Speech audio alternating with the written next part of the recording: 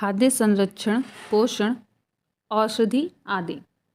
खाद्य संरक्षण वह प्रक्रिया जिसके द्वारा भोजन को छोटी या लंबी समयावधि के लिए खराब होने से सुरक्षा प्रदान की जाती है। इसके द्वारा भोजन के रंग, स्वाद तथा पोषक तत्वों को भी यथासंभव संरक्षित रखा जाता है। खाद्य संरक्षण के सिद्धांत। भोजन संरक्षण के सिद्धांत निम्नवत हैं।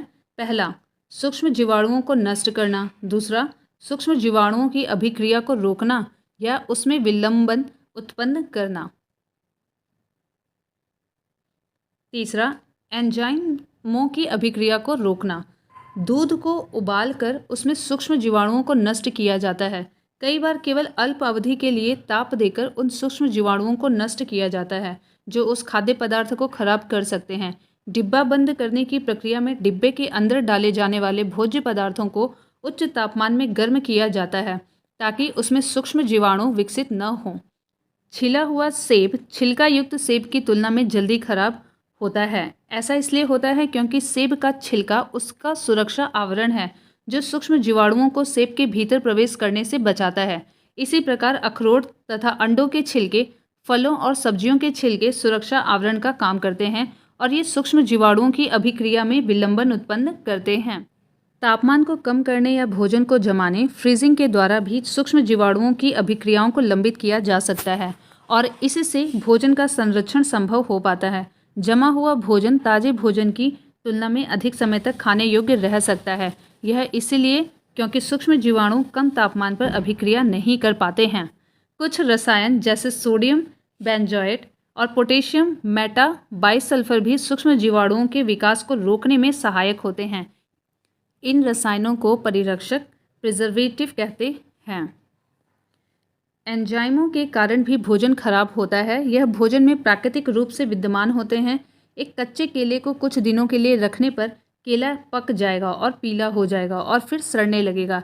यह सब एंजाइमों के कारण होता है।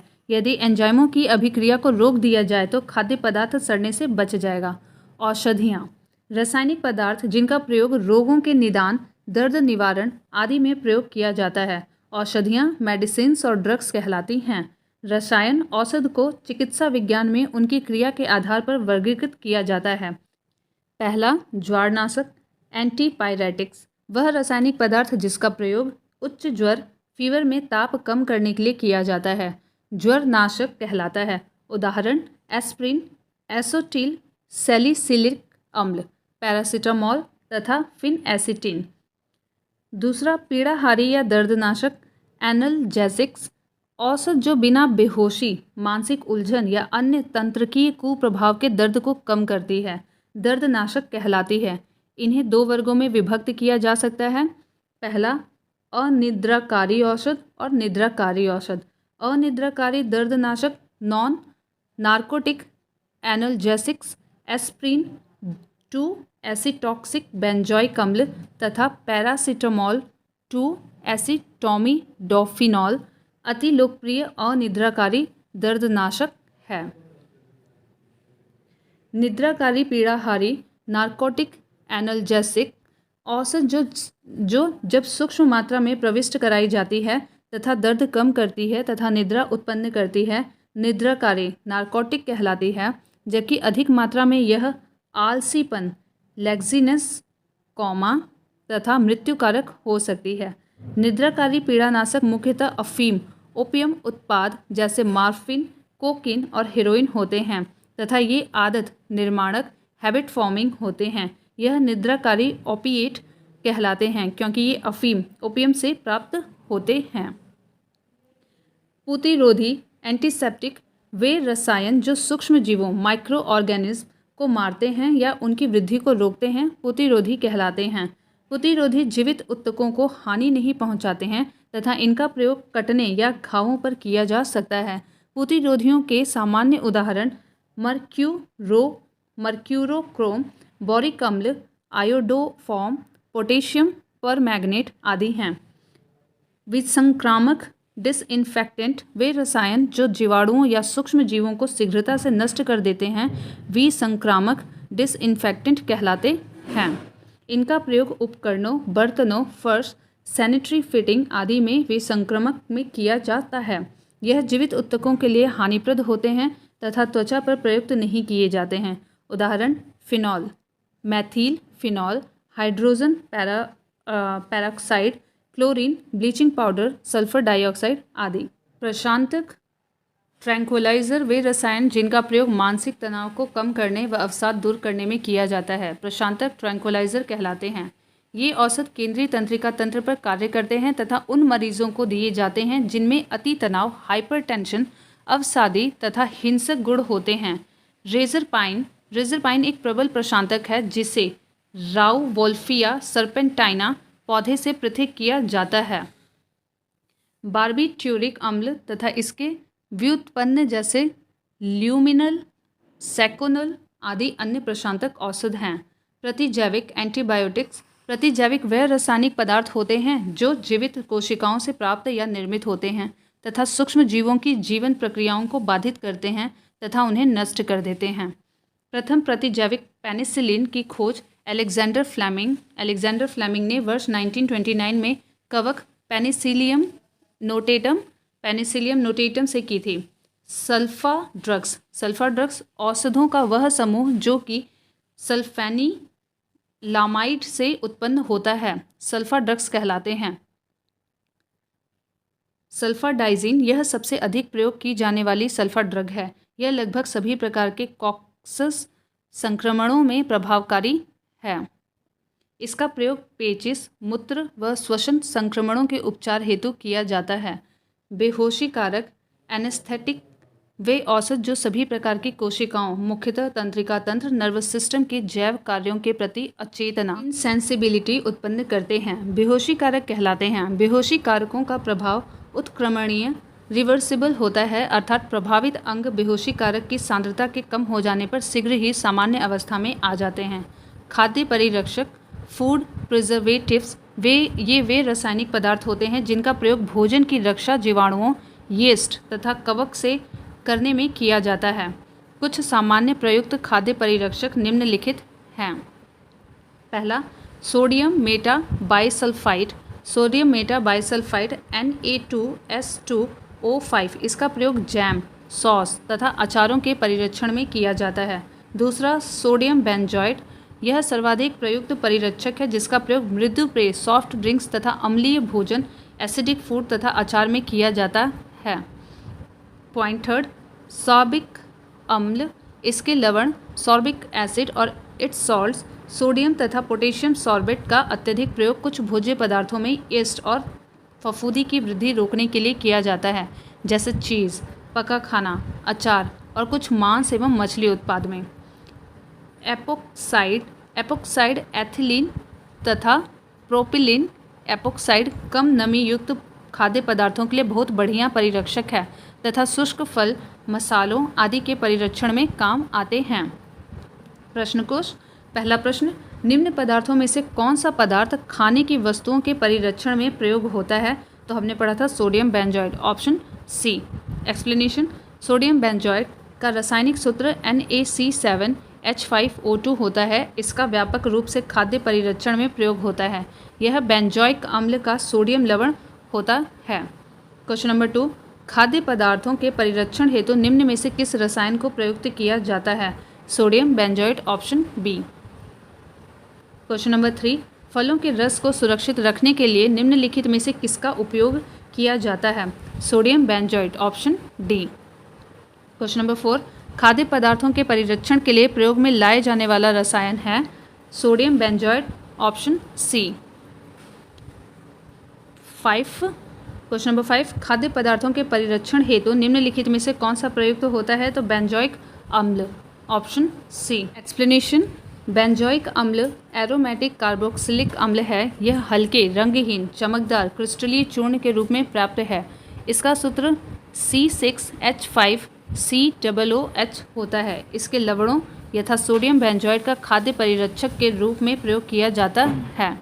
क्वेश्चन नंबर 6, आलू के चिप्स प्लास्टिक के थैलों में संकुलित किए जाते हैं नाइट्रोजन वातावरण में, option A. Nitrogen gas oxygen की अपेक्षा कम क्रियाशील होती है, जो ऑक्सीकरण की प्रक्रिया को रोकती है, जिससे जीवाणु व दूसरे कीटाणु नहीं बढ़ते हैं। इसलिए आलू के चिप्स प्लास्टिक के थैलों में नाइट्रोजन वातावरण में संकुलित किए जाते हैं। क्वेश्चन नंबर 7, प्रशीतन खाद्य परिरक्षण में मदद करता है, जीवाणुओं को मारकर नहीं, जैव रासायनिक अभिक्रिया की दर को कम करके। ऑप्शन बी सही उत्तर है। एक्सप्लेनेशन, प्रशीतन का कार्य खाद्य पदार्थों को जीवाणु मुक्त करना नहीं है। अत्यधिक ठंड की स्थिति में भी जीवाणु, ईस्ट आदि की वृद्धि अथवा एंजाइम्स की क्रिया रोकी नहीं जा सकती। यद्यपि अत्यधिक प्रशीतन की स्थिति सूक्ष्म जीवों की वृद्धि की गति को सीमित कर सकती है। क्वेश्चन नंबर 8, निम्नलिखित में से कौन सा सामान्य प्रशीतक है जिसको घरेलू प्रशीतित्रों में प्रयुक्त किया जाता है? तो यह है फ्रेयॉन। Option C. एक्सप्लेनेशन, घरेलू प्रशीतित्रों में प्रयुक्त सामान्य प्रशीतक फ्रेयॉन है। क्वेश्चन नंबर 9, कच्ची चीनी को रंग विहीन करने हेतु जिस चारकोल का प्रयोग किया जाता है वह है animal charcoal. Option C.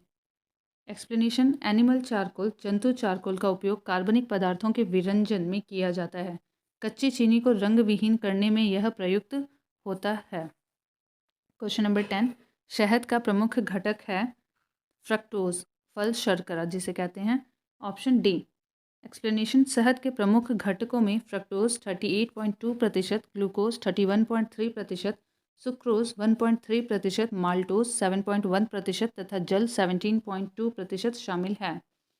Question number 11, निम्न में से सबसे मीठी चीनी है फ्रक्टोज। Option A. एक्सप्लेनेशन, सबसे मीठी चीनी फ्रक्टोज होती है। फ्रक्टोज एक प्राकृतिक मोनोसैकेराइड है जो लगभग सभी फलों, शहद और कुछ सब्जियों में पाया जाता है। फ्रक्टोज का अणुसूत्र C6H12O6 होता है। यह प्राकृतिक में पाई जाने वाली सबसे मीठी शर्करा है।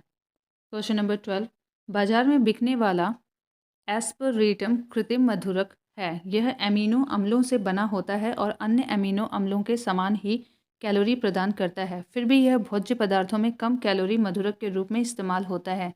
इसके इस इस्तेमाल का क्या आधार है? Option A. एस्परटेम सामान्य चीनी जितना मीठा होता है, किंतु चीनी के विपरीत यह मानव शरीर में आवश्यक एंजाइमों के अभाव के कारण शीघ्र ऑक्सीकृत नहीं हो पाता। गलत है। बी ऑप्शन, जब एस्परटेम आहार प्रसंस्करण में प्रयुक्त होता है तब उसका मीठा स्वाद तो बना रहता है, किंतु यह ऑक्सीकरक प्रतिरोधी हो जाता है। ऑप्शन सी, एस्परटेम चीनी जितना ही मीठा होता है, किंतु शरीर में अंतर्ग्रहण होने के बाद यह कुछ ऐसे उपचयजों मेटाबोलाइट्स में परिवर्तित हो जाता है जो कोई कैलोरी नहीं देते हैं। ऑप्शन डी, एस्परटेम सामान्य चीनी से कई गुना अधिक मीठा होता है, अतः थोड़े से एस्परटेम में बने भोज्य पदार्थ ऑक्सीकृत होने पर कम कैलोरी प्रदान करते हैं। ऑप्शन डी यहाँ पे सही है। एक्सप्लेनेशन, एस्परटेम एक कृत्रिम मधुरक है। यह सुक्रोज या सामान्य चीनी की तुलना में लगभग 200 गुना अधिक मीठा होता है। यद्यपि एस्परटेम की प्रति ग्राम मात्रा शरीर द्वारा उपापचय क्रिया के पश्चात 4 किलो कैलोरी ऊर्जा उत्पन्न करती है, परंतु एस्परटेम की बहुत कम मात्रा ही मीठा स्वाद उत्पन्न करने के लिए पर्याप्त है, इसलिए उसका कैलोरी अंश नगण्य होता है। क्वेश्चन नंबर 13, नीचे दो कथन दिए गए हैं जिनमें एक को कथन ए और दूसरे को कारण आर कहा गया है। कथन ए, सुक्रोज की अपेक्षा प्रतीप शर्करा अधिक मधुर होती है। कारण आर, प्रतीप शर्करा को सुक्रोज के जल अपघटन से प्राप्त किया जाता है। यहाँ पे नीचे दिए कूट के अनुसार इसके सही उत्तर को चुनना है। तो यहाँ पे ऑप्शन बी सही है। ए और आर दोनों सही हैं, परंतु आर ए की सही व्याख्या नहीं करता है। Option B. एक्सप्लेनेशन, सुक्रोज के जल अपघटन से प्रतीप शर्करा इन्वर्ट शुगर प्राप्त की जाती है जो सुक्रोज की अपेक्षा अधिक मधुर होती है। प्रतीप शर्करा ग्लूकोज एवं फ्रक्टोज का मिश्रण है तथा इसकी अधिक मधुरता का कारण सुक्रोज का जल अपघटन नहीं बल्कि फ्रक्टोज द्वारा प्रदत्त मिठास की उच्च मात्रा है। क्वेश्चन नंबर 14, निम्नलिखित में से किसमें ट्राइक्लोसन के विद्यमान होने की सर्वाधिक संभावना है जिसके लंबे समय तक उच्च स्तर के प्रभावन में रहने को हानिकारक माना जाता है? तो प्रसाधन सामग्री। Option D. एक्सप्लेनेशन, ट्राइक्लोसन सामान्यतः प्रयुक्त होने वाला सूक्ष्म जीवरोधी यौगिक एंटीमाइक्रोबियल कंपाउंड है जो टूथपेस्ट, डिटर्जेंट तथा साबुन इत्यादि में पाया जाता है। वर्ष 2017 में US FDA, US food and drug administration की घोषणा के अनुसार ट्राइक्लोसन एंटीसेप्टिक उत्पादों हेतु सुरक्षित एवं प्रभावी नहीं है। क्वेश्चन नंबर 15, एस्पिरिन कहाँ से मिलती है? तो एक पेड़ से मिलती है, ऑप्शन सी। एक्सप्लेनेशन, एस्पिरिन पेड़ के लेटेक्स से प्राप्त होता है जो एंटीपायरेटिक के रूप में ज्वर होने पर दी जाती है। यह वेदना निवारक का भी कार्य करती है। एस्पिरिन को एसिटिल सैलिसिलिक एसिड के नाम से भी जाना जाता है। क्वेश्चन नंबर 16, एस्पिरिन है, option B, antipyretic. Option B सही आंसर है। क्वेश्चन नंबर 17, निम्नलिखित यौगिकों में कौन सा एक शांतिकारक औषधि के रूप में प्रयुक्त होता है? Potassium bromide, option A. Explanation, potassium bromide KBr एक लवण है जिसका शांतिकारक औषधि के रूप में भी प्रयोग होता है। इसका प्रयोग व्यापक रूप से मिर्गी रोग के उपचार में होता है। मिर्गी रोग में किसका उपयोग होता है? पोटेशियम ब्रोमाइड KBr का। क्वेश्चन नंबर 18, निम्नलिखित में से कौन सा रक्त के हीमोग्लोबिन के साथ अनुत्क्रमणीय संश्लिष्ट बनाता है? तो ये option C, carbon monoxide. Carbon monoxide. Explanation, carbon monoxide एक अत्यंत ही जहरीली एवं प्राणघातक गैस है। ऊंची सांद्रता में यह मनुष्यों और जानवरों के लिए विषाक्त होती है। रक्त के हीमोग्लोबिन पर इस गैस की क्रिया से कार्बोक्सिक हीमोग्लोबिन बन जाता है जिससे रक्त गाढ़ा हो जाता है और रक्त प्रवाह रुक जाता है। परिणामस्वरूप व्यक्ति की मृत्यु हो जाती है। क्वेश्चन नंबर 19, दूध उदाहरण है एक एमल्सन पायस का। ऑप्शन सी सही उत्तर है। एक्सप्लेनेशन, दूध एक पायस इमल्सन का उदाहरण है। इससे विटामिन सी के अलावा सभी पोषक तत्व प्राप्त होते हैं। क्वेश्चन नंबर 20, इनमें से कौन कोलाइड नहीं है? तो यहाँ पे शहद जो है वह कोलाइड नहीं है। दूध, आइसक्रीम और खून कोलाइड है। Option D. एक्सप्लेनेशन, कोलाइड एक विषमांगी विलयन होते हैं। यह विलयन टिंडल प्रभाव अर्थात कोलाइडी कणों द्वारा प्रकाश का प्रकीर्ण तथा ब्राउनियन गति दर्शाते हैं। शहद टिंडल प्रभाव नहीं दर्शाता, अतः यह कोलाइड नहीं है। क्वेश्चन नंबर 21, दूध को निम्न विधि से एक रूप होमोजेनाइज किया जाता है। ऑप्शन सी, इसके वसा कणों को सेंट्रीफ्यूज की सहायता से सूक्ष्म आकार में बदला जाता है। Option C. एक्सप्लेनेशन, एक रूप होमोजेनाइजेशन प्रक्रिया द्वारा दूध की क्रीम में उपस्थित वसा कणों को सूक्ष्म आकार में परिवर्तित किया जाता है जिससे वह दूध में समान रूप से वितरित रह सके। इस प्रक्रिया के द्वारा दूध की क्रीम इकट्ठी होकर ऊपरी सतह पर नहीं आती और दूध का गाढ़ापन, कंसिस्टेंसी और प्रकृति टेक्सचर एक रूप हो जाता है। क्वेश्चन नंबर 22, खुले में कुछ देर रखा दूध खट्टा हो जाता है। तो ये लैक्टिक अम्ल के कारण। Option B. एक्सप्लेनेशन, ताजे दूध को वायु में खुला रखने पर यह अनेक रोगजनक एवं अविकारी सूक्ष्म जीवों से संदूषित हो जाता है। अनेक अविकारी जीवाणु दूध की शर्करा लैक्टोज को लैक्टिक अम्ल में परिवर्तित कर देते हैं जो दूध के खट्टेपन का कारण है। क्वेश्चन नंबर 23, खट्टे दूध के उत्पादों में कौन सा अम्ल होता है? तो ऑप्शन डी, लैक्टिक अम्ल। क्वेश्चन नंबर 24, निम्न में से कौन सा अम्ल दूध से दही बनाने के दौरान बनता है? ऑप्शन डी, लैक्टिक अम्ल। एक्सप्लेनेशन, दूध से दही उचित तापमान 30 डिग्री सेल्सियस पर लगभग 12 घंटों में स्ट्रेप्टोकॉक्स एवं लैक्टोबैसिलस सूक्ष्म जीवाणु द्वारा दूध की शर्करा लैक्टोज के लैक्टिक अम्ल में परिवर्तन के कारण बनता है। क्वेश्चन नंबर 25, प्राचीन काल से दही जमाने की प्रक्रिया में निम्न जीव की आवश्यकता होती थी। ऑप्शन ए, जीवाणु। ऑप्शन ए, जीवाणु। क्वेश्चन नंबर 26, लौंग के तेल का निम्नलिखित में से कौन सा एक प्रमुख घटक है? यूजेनॉल। Option B. एक्सप्लेनेशन, लौंग के तेल क्लोव्स ऑयल का प्रमुख घटक यूजेनॉल है। यह एक प्राकृतिक दर्द निवारक एनाल्जेसिक है तथा एंटीसेप्टिक है। इसका उपयोग दांतों के दर्द को दूर करने में बखूबी रूप से किया जाता है। लौंग के तेल का उपयोग सौंदर्य प्रसाधन, साबुन तथा टूथपेस्ट निर्माण में भी किया जाता है। मेडागास्कर तथा इंडोनेशिया मुख्य लौंग तेल उत्पादक देश हैं। क्वेश्चन नंबर 27, जेली बनाने हेतु निम्नलिखित में से कौन सा फल सर्वाधिक उपयुक्त है? तो वो है अमरूद। Option C. एक्सप्लेनेशन, पपीते में पपाइन नामक तत्व पाया जाता है जो जिलेटिन को सेट नहीं होने देता, अतः यह जेली बनाने हेतु श्रेष्ठ फल नहीं है। आम और कैथे में पैक्टिन की उपस्थिति क्रमशः कच्चे और पूर्णतः परिपक्व होने पर निर्भर करती है, जबकि अमरूद में पैक्टिन की उपस्थिति के लिए यह शर्त अनिवार्य नहीं है, अतः अमरूद जेली बनाने के लिए उपयुक्त फल है। क्वेश्चन नंबर 28, कार्बनिक खाद्य हमारे लिए बेहतर माने जाते हैं क्योंकि वह रुचिकर स्वाद हेतु रसायनों पर निर्भर होते हैं, खरीदने में महंगे होते हैं, पर्यावरणीय प्रदूषकों से मुक्त रखे जाने हेतु ग्लास हाउस में उगाए जाते हैं, बिना कृत्रिम खादों एवं कीटनाशकों के उपयोग किए उगाए जाते हैं। तो ऑप्शन डी सही उत्तर है। एक्सप्लेनेशन, कार्बनिक खाद्य हमारे लिए बेहतर माने जाते हैं क्योंकि वे कृत्रिम खादों एवं कीटनाशकों के उपयोग के बिना उगाए जाते हैं। क्वेश्चन नंबर 29, ACE2 पद का उल्लेख किस संदर्भ में किया जाता है? तो ऑप्शन डी विषाणु जनित रोगों का प्रसार। Option D. एक्सप्लेनेशन, ACE2 का पूर्ण रूप है एंजियोटेंसिन कन्वर्टिंग एंजाइम्स 2। यह कोविड-19 हेतु उत्तरदायी विषाणु SARS CoV-2 हेतु प्रवेशग्राही एंट्री रिसेप्टर का काम करता है। वास्तव में ACE2 विभिन्न कोशिका प्रकारों की सतह पर पाया जाने वाला एक एंजाइम है। क्वेश्चन नंबर 30, बॉलगार्ड फर्स्ट और बॉलगार्ड 2 प्रौद्योगिकियों का उल्लेख किसके संदर्भ में किया जाता है? आनुवांशिक रूप से रूपांतरित फसली पादपों का विकास। Option B. Explanation, Bollgard 1 BT cotton एकल जीन प्रौद्योगिकी भारत की प्रथम फसल जैव प्रौद्योगिकी है, जिसे वर्ष 2002 में भारत में व्यावसायीकरण हेतु अनुमोदित किया गया था। बॉलगार्ड 2 दोहरी जीन प्रौद्योगिकी डबल जीन टेक्नोलॉजी है, जिसे वर्ष 2006 में अनुमोदित किया गया। ये दोनों प्रौद्योगिकियां आनुवांशिक रूप से रूपांतरित फसलों के विकास से संबंधित है।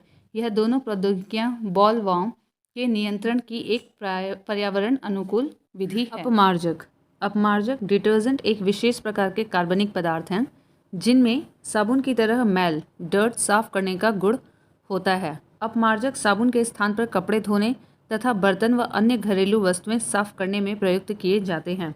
साबुन का उपयोग केवल मृदु जल सॉफ्ट वाटर में किया जाता है, कठोर जल हार्ड वाटर में नहीं। परंतु इसके विपरीत अपमार्जक मृदु और कठोर दोनों प्रकार के जल में उपयोग किए जा सकते हैं, क्योंकि अपमार्जक कठोर जल में उपस्थित कैल्शियम और मैग्नीशियम आयनों के साथ जल में अविलय लवण नहीं बनाते हैं।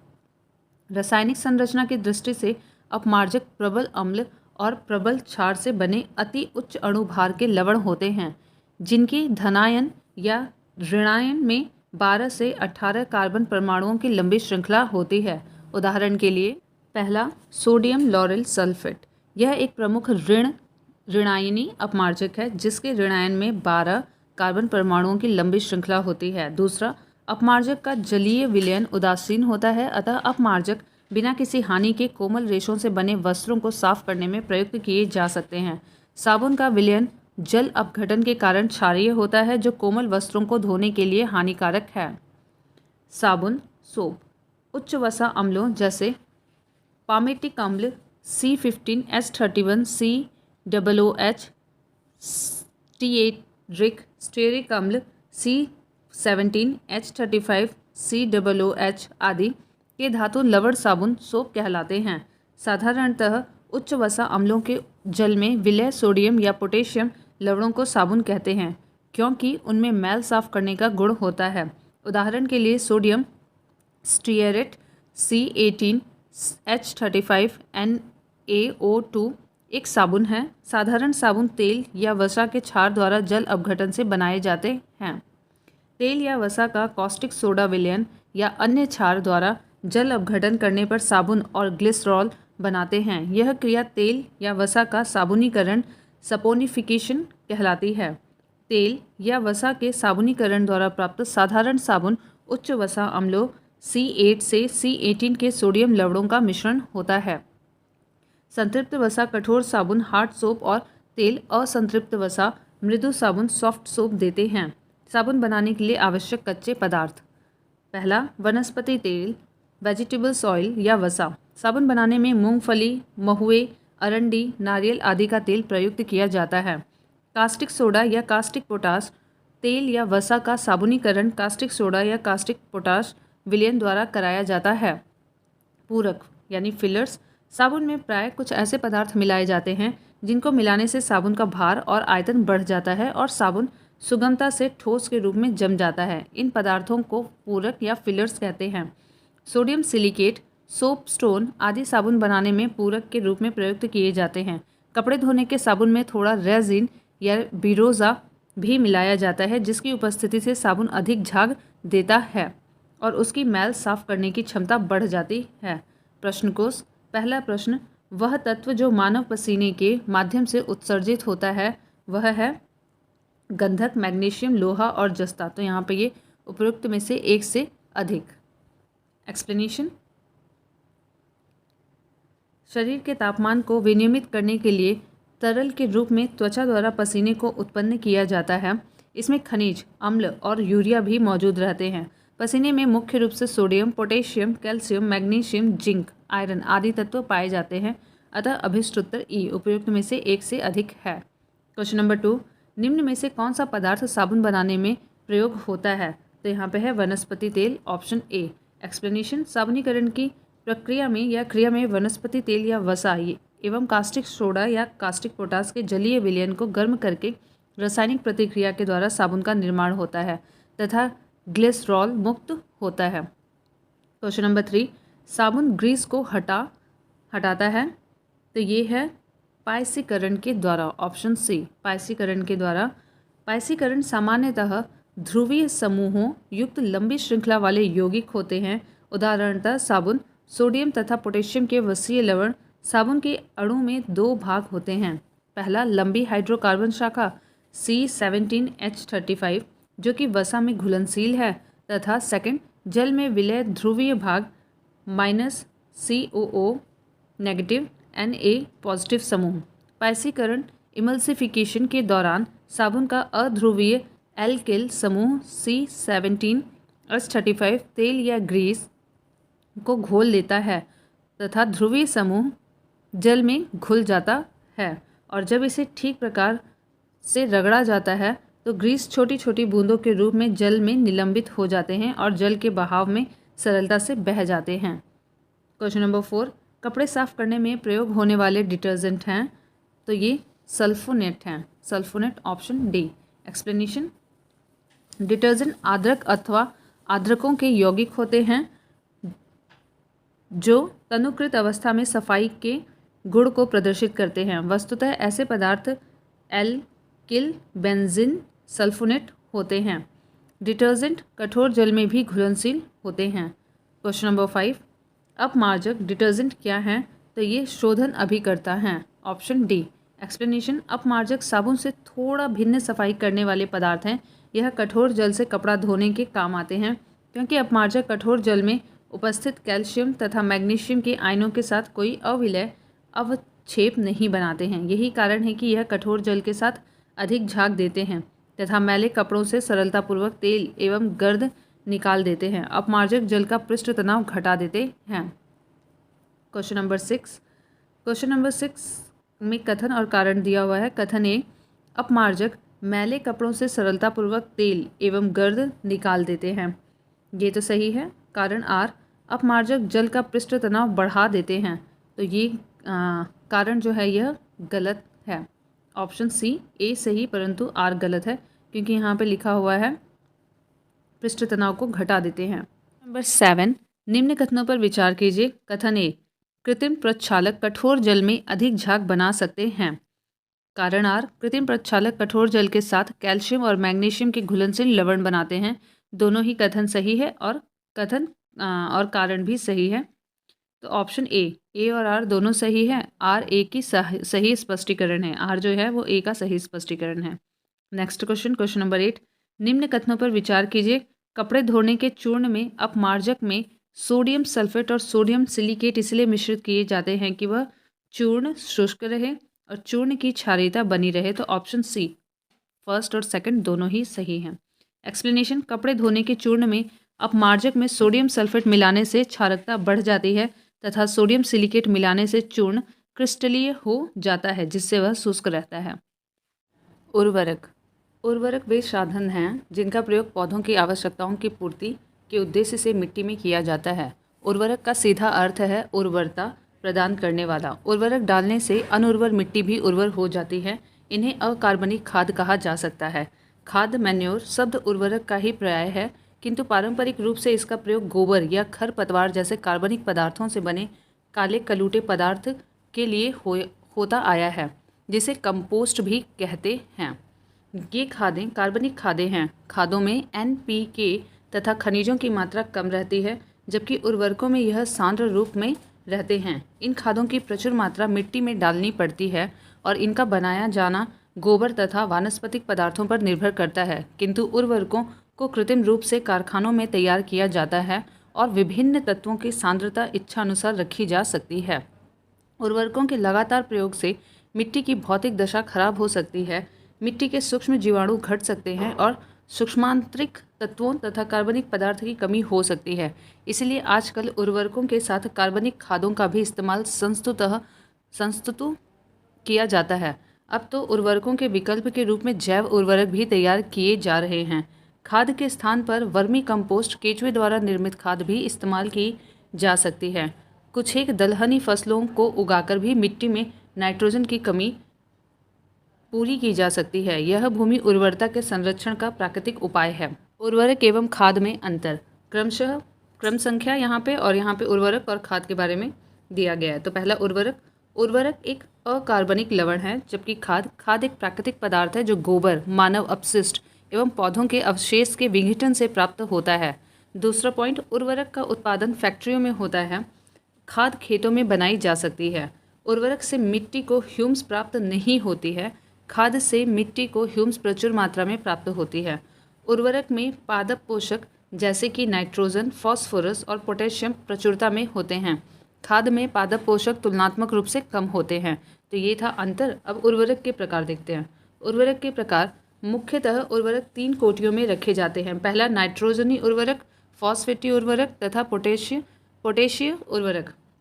पहला नाइट्रोजनी उर्वरक, इसमें अमोनिया युक्त उर्वरक, नाइट्रेट उर्वरक, अमोनिया नाइट्रेट का संयुक्त रूप तथा एमाइड युक्त उर्वरक आते हैं। अमोनिया युक्त उर्वरकों में अमोनियम सल्फेट, नाइट्रेट उर्वरकों में पोटेशियम तथा सोडियम नाइट्रेट और अमोनियम नाइट्रेट संयुक्त रूप से ammonium nitrate, calcium ammonium nitrate मुख्य हैं। एमाइड युक्त उर्वरक में यूरिया प्रमुख है।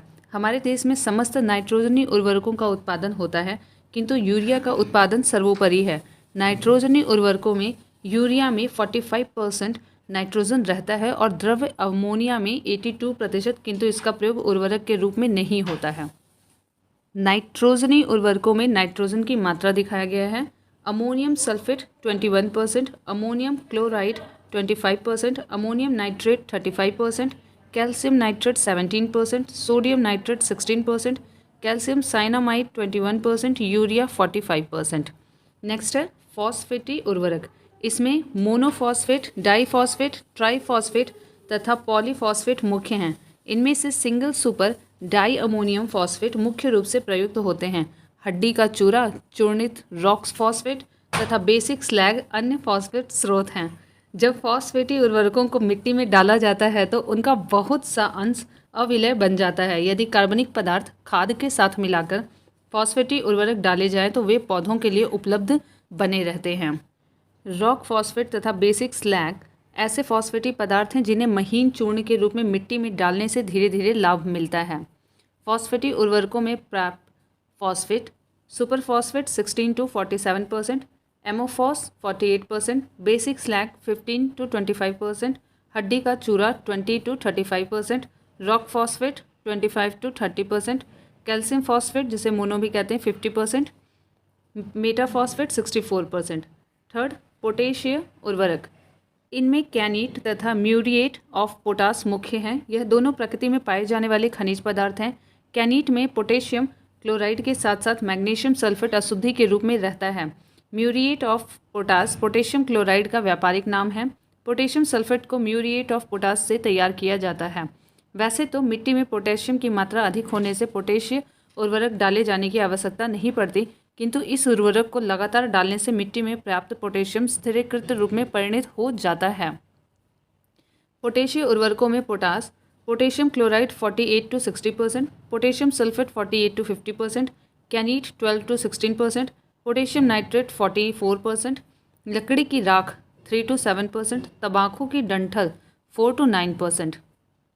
जैव उर्वरक कतिपय सूक्ष्म जीवाणु मिट्टी में नाइट्रोजन का यौगीकरण करने की क्षमता रखते हैं तथा एजोटोबैक्टर, क्लास्ट्रीडियम तथा राइजोबियम, कुछ एल्गी जिन्हें शैवाल भी कहते हैं, भी भूमि उर्वरता बढ़ाने वाले हैं।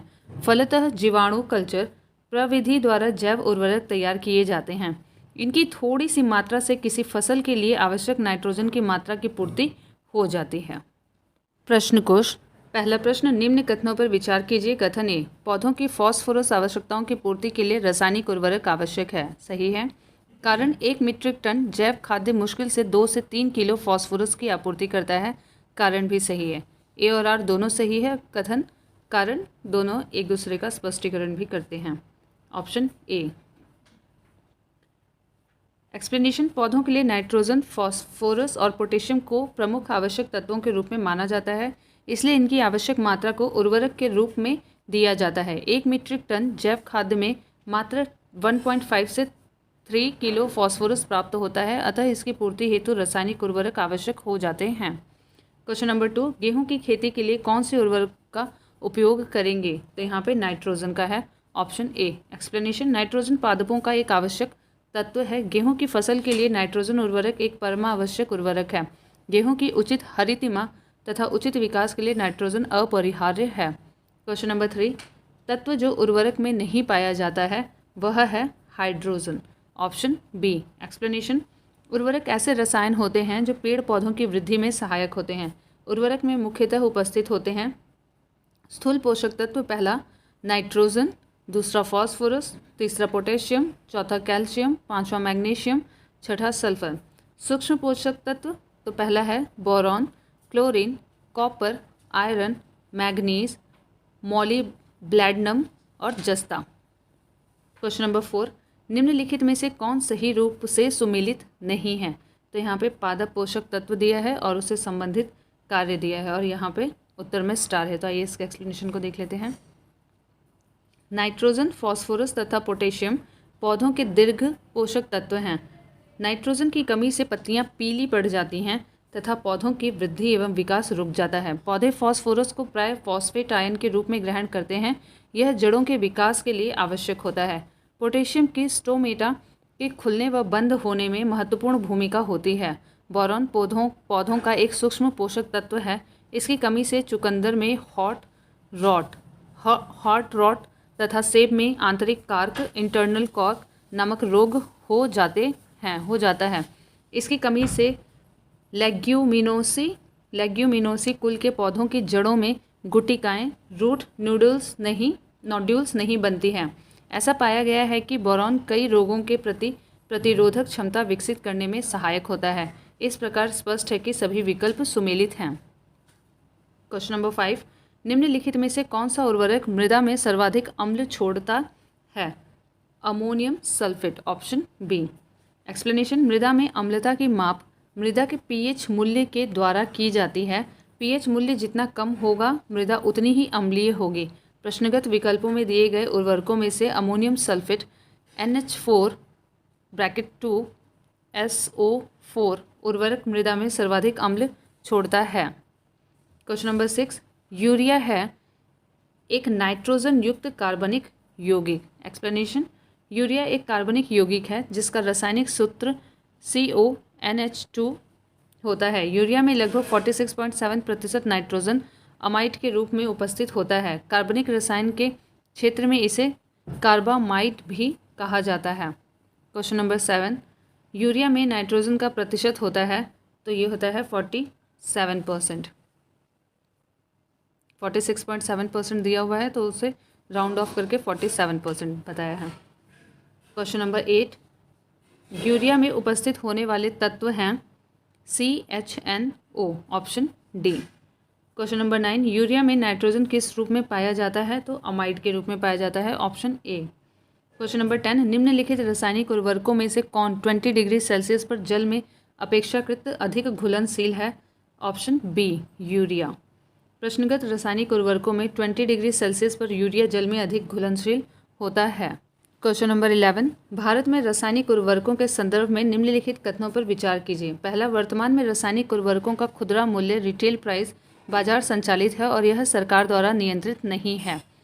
अमोनिया जो यूरिया बनाने में काम आता है वह प्राकृतिक गैस से उत्पन्न होता है। सल्फर जो फॉस्फोरिक अम्ल उर्वरक के लिए कच्चा माल है वह तेल शोधन कारखानों का उपोत्पाद बाय प्रोडक्ट है। तो यहाँ पे दूसरा और तीसरा ऑप्शन सही है। Option B. एक्सप्लेनेशन, भारत में रासायनिक उर्वरकों में सर्वाधिक यूरिया का प्रयोग होता है तथा रासायनिक उर्वरकों का खुदरा मूल्य सरकार द्वारा नियंत्रित है।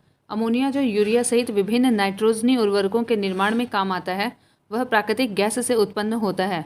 औद्योगिक उद्देश्यों हेतु अमोनिया का उत्पादन हैबर विधि हैबर प्रोसेस द्वारा किया जाता है। इस विधि के तहत वायु से नाइट्रोजन एवं प्राकृतिक गैस मीथेन से व्युत्पन्न हाइड्रोजन की अभिक्रिया द्वारा अमोनिया का उत्पादन होता है। सल्फर, जो फॉस्फेरिक अम्ल उर्वरक के लिए कच्चा माल है, वह तेल शोधन कारखानों का उपोत्पाद है। क्वेश्चन नंबर 12, 1 किलोग्राम नाइट्रोजन यानी कि नाइट्रोजन की आपूर्ति के लिए कितनी यूरिया की मात्रा आवश्यक होती है? तो 2.2 किलोग्राम। एक्सप्लेनेशन, जैसा कि हम जानते हैं कि यूरिया में लगभग 46% नाइट्रोजन उपस्थित होता है, अर्थात 460 ग्राम नाइट्रोजन उपस्थित होता है 1000 ग्राम यूरिया में। 1 ग्राम नाइट्रोजन उपस्थित होगा 1000/460 ग्राम यूरिया में, और 1000 ग्राम नाइट्रोजन उपस्थित होगा, इसके लिए इस टाइप से कैलकुलेट करेंगे 1000/460 मल्टीप्लाई 1000 ग्राम यूरिया, और कैलकुलेट करने के बाद आएगा 2173 ग्राम यूरिया, और इसे किलोग्राम में कन्वर्ट करेंगे तो 2.2 यूरिया आएगा अप्रॉक्स। इस प्रकार 1 किलोग्राम नाइट्रोजन यानी नाइट्रोजन की आपूर्ति के लिए 2.2 किलोग्राम यूरिया की आवश्यकता होगी।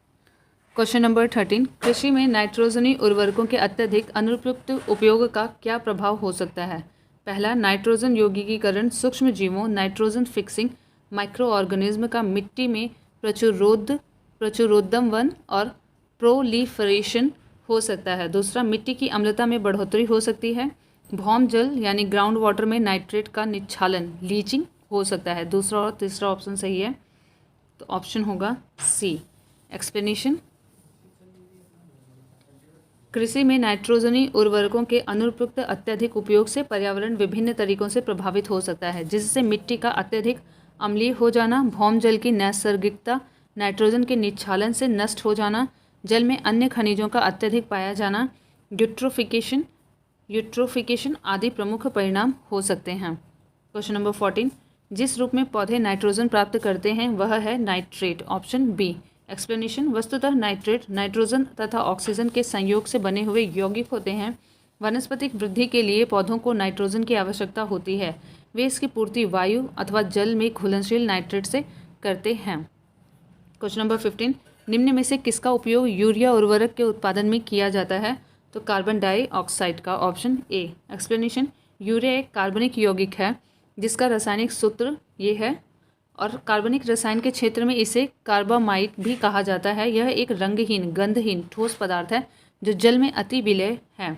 बड़े पैमाने पर यूरिया का उत्पादन द्रव्य अमोनिया तथा कार्बन डाइऑक्साइड की प्रतिक्रिया से होता है। क्वेश्चन नंबर 16, भारत सरकार कृषि में नीम आलेपित यूरिया, नीम कोटेड यूरिया के उपयोग को क्यों प्रोत्साहित करती है?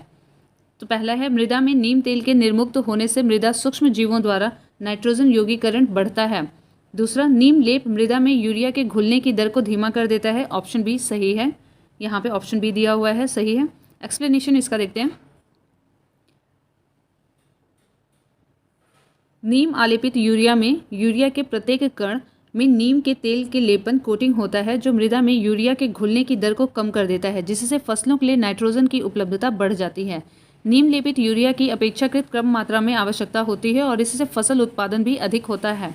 नीम लेपित यूरिया औद्योगिक प्रयोग हेतु उपयुक्त नहीं है, जिससे सब्सिडीकृत यूरिया के गैर कृषि उपयोगों में गैर कानूनी पंथारण की संभावना भी बहुत कम होगी। क्वेश्चन नंबर 17, डीएपी में कितने प्रतिशत फॉस्फोरस P2O5 तथा नाइट्रोजन N पाई जाती है? तो ऑप्शन बी 18% नाइट्रोजन और 46% P2O5।